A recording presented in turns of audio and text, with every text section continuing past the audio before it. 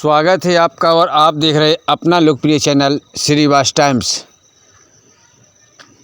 मध्य प्रदेश के छतरपुर ज़िले के बागेश्वर धाम से बड़ी खबर आ रही है, जहां पर भारत के राष्ट्रपति द्रौपदी मुर्मू,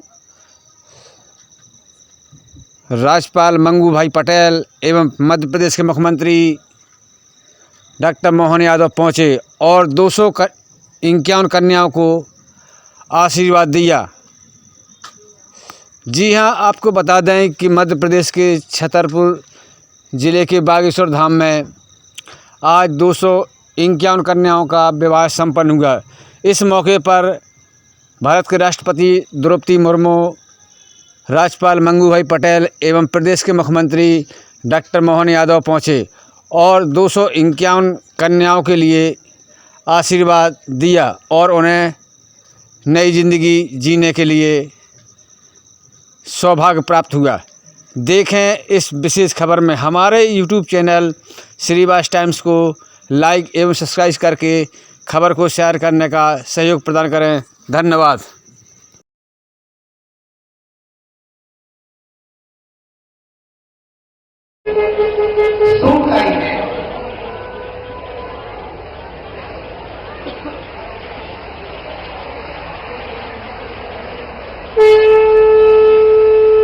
ये अवसर निश्चित रूप से बहुत ही पावन अवसर है।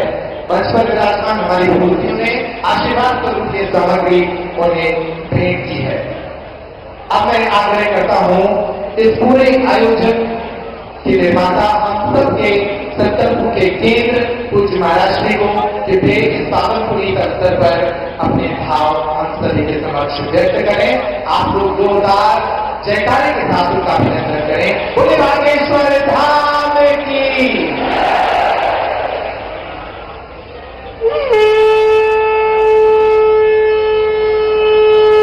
रामचंद्र भगवान की, बागेश्वर धाम की। सन्यासी कर इन बेटियों को अपना आशीर्वाद दें। आप तालियां बजाकर अभिनंदन करें।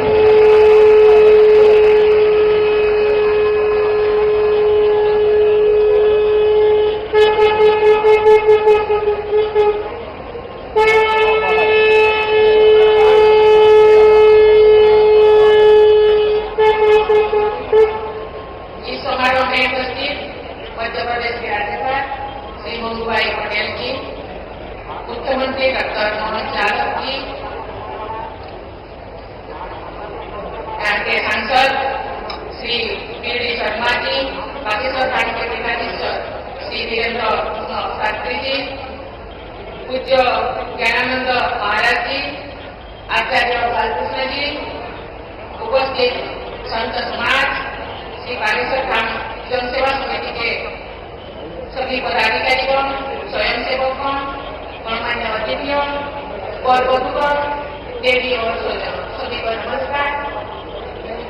आज महाशिवरात्रि के पावन अवसर पर आयोजित इस सामूहिक विवाह समारोह में शामिल होकर मुझे अत्यंत प्रसन्नता हो रही है।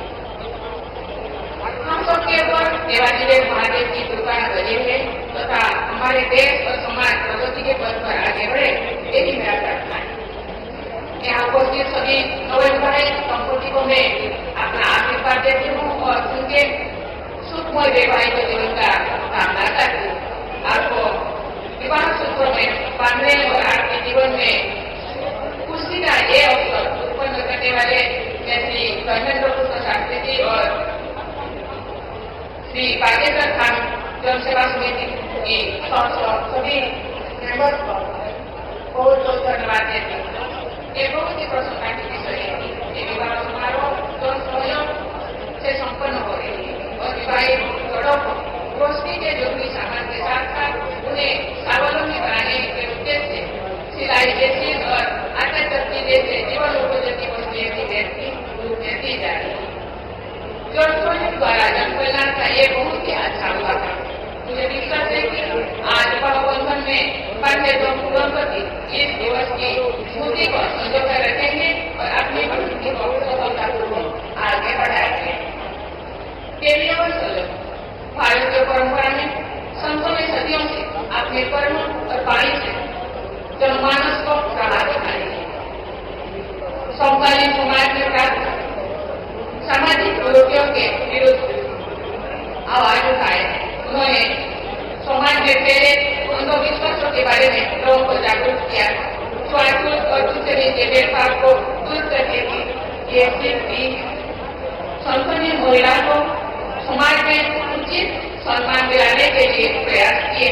चाहे गुरु नानक हो, संत रविदास हो, संत कबीरदास हो, मीराबाई हो या संत तुकाराम हो, सबने अपने उपदेशों से लोगों की सही मार्ग दिखाई दे और उनको आगे बढ़ने के लिए प्रेरित किए। भारतीय समाज में उन्हें योगदान नहीं, उन्हें पूजनीय स्थान दिलाए। आज जो हमारे देश वुमेन डेवलपमेंट से वुमेन लेड डेवलपमेंट की ओर अग्रसर थे, तो समाज के सभी लोगों का कर्तव्य बनता है कि बेटियों और बहनों को सबल और सक्षम बनाने में अपना योगदान दे। उनकी शिक्षा, स्वास्थ्य और सुरक्षा पर ध्यान दे। हमारे छोटे छोटे प्रयास हमारी बेटियों को सशक्त बनाएंगे। मैं सभी महिलाओं से भी कहना चाहूंगी कि आप स्वयं को शिक्षित और आत्मनिर्भर बनाने के लिए निरंतर प्रयास करें। जो आप सबल होंगे तभी हमारा समाज और देश सबल होगा। हमने भारत को वर्ष 2047 तक जो हम आजादी की शताब्दी मनाएंगे, एक विकसित देश बनाने का लक्ष्य रखा है। एक ऐसा भारत जो न केवल आर्थिक रूप से आत्मनिर्भर हो, बल्कि सामाजिक समरसता से परिपूर्ण, पर्यावरण की दृष्टि से संवेदनशील हो, अपने आध्यात्मिक प्रकाश से विश्व समुदाय को राह दिखाने वाले हो। ऐसे भारत के निर्माण में समकालीन संस्कृति भी अहम भूमिका है। ये लोगों को सामाजिक एकता बढ़ाने के लिए और पर्यावरण स्वरूप के लिए तथा अपनी ऊर्जा को राष्ट्र निर्माण में लगाने के लिए प्रेरित करते थे। मेरा मानना है हमें अपनी ज्ञान परंपरा को जांच पड़ताल करें और उसके उपयोग अंश को अपना कर अपने उपयोग राष्ट्र निर्माण और मानव कल्याण के लिए लगाए। इसी भावना के साथ कार्य करते हुए आगे बढ़ते रहे। इसी भावना के साथ मैं सभी कवरिताएं और बधुओं को उनके स्वर्णिम भविष्य के लिए मंगल कामना करती हूँ तथा सभी को आशीर्वाद देती हूँ कि उनका वैवाहिक जीवन सुखमय हो और सुख रहे, सुखी रहे और आगे बढ़े। इसी के साथ मैं अपने वाणी को विराम देती हूँ। जय हिंद, सभी को धन्यवाद। आप सभी अपने स्थान पर खड़े हो जाएं। सभी लोग अपने स्थान पर खड़े हो जाएं। राजस्थान के लिए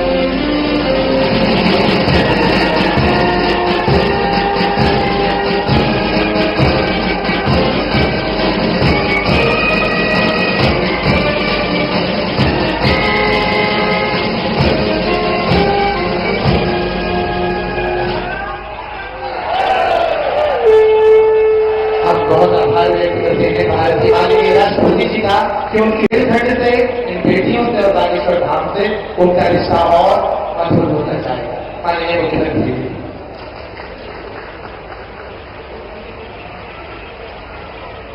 बोलो जय जय श्री राम। आज का यह धाम बागेश्वर धाम एक नया अलग प्रकार का कीर्तिमान भी बना रहा है और हमारे लिए सौभाग्य की बात है जब बेटियों की बात हो रही है, बेटियों के विवाह की बात हो रही है, सामाजिक कुरीतियों के खिलाफ संघर्ष की बात हो रही है। ऐसे में भारत सरकार के हमारे संवैधानिक व्यवस्था के आधार पर प्रथम नागरिक के रूप में महामहिम यहाँ स्वयं विराजमान है। माननीय महामहिम राष्ट्रपति द्रौपदी मुर्मू जी का जोरदार अभिनंदन करें। मध्य प्रदेश सरकार की ओर से भी आपका अभिनंदन है, वंदन है।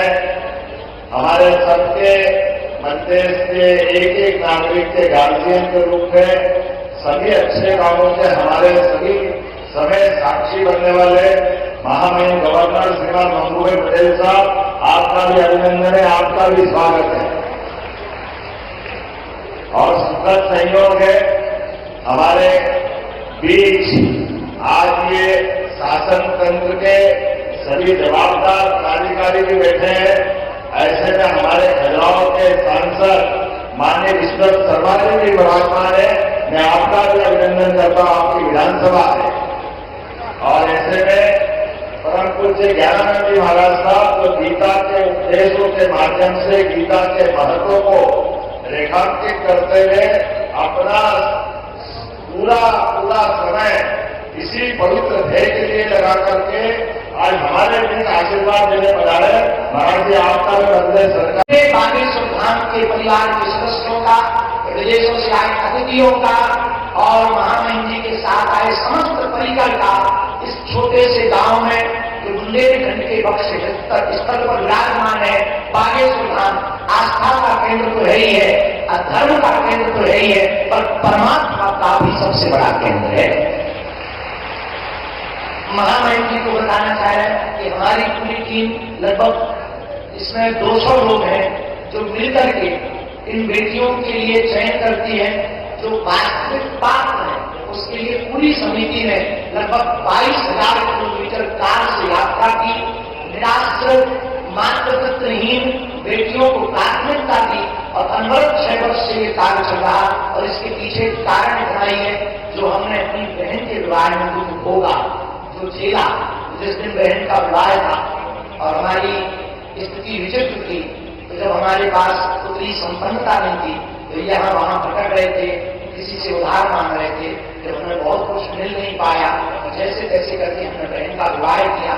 उसी दिन हमने प्रण ठाना था कि आज हमें अपनी बहन के विवाह में इतना निराश होना पड़ रहा, वो बाहर नहीं दे पा रहे हैं, भंडारा विशाल नहीं करवा पा रहे हैं। अगर कल के दिन प्रभु ने हमें सामर्थ्यवान बनाया तो भारत के किसी भी भाई को हमारी तरह नहीं भटकना पड़ेगा।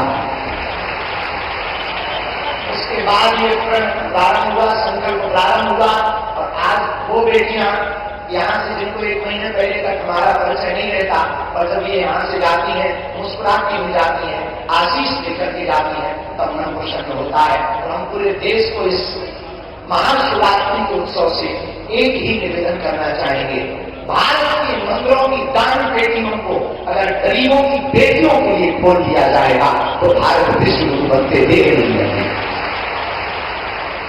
इसी संदेश के लिए हमारा उद्देश्य है कि भारत में जितने भी मठ मंदिर महात्मा है निश्चित रूप से धर्म के केंद्र हैं, और वो परमात्मा के केंद्र होंगे तो समाज के सबसे निम्न जिनको लोग कहते हैं ये बहुत पीछे वाले हैं, हमारी दृष्टि में इस देश में ना कोई बड़ा है ना छोटा है। इस देश में सब हिंदुस्तानी है, सब भारतीय है और सबको रहने का अधिकार है। इसी संकल्प को जन जन तक पहुंचाने के लिए हर वर्ष इस उत्सव को कराया जाता।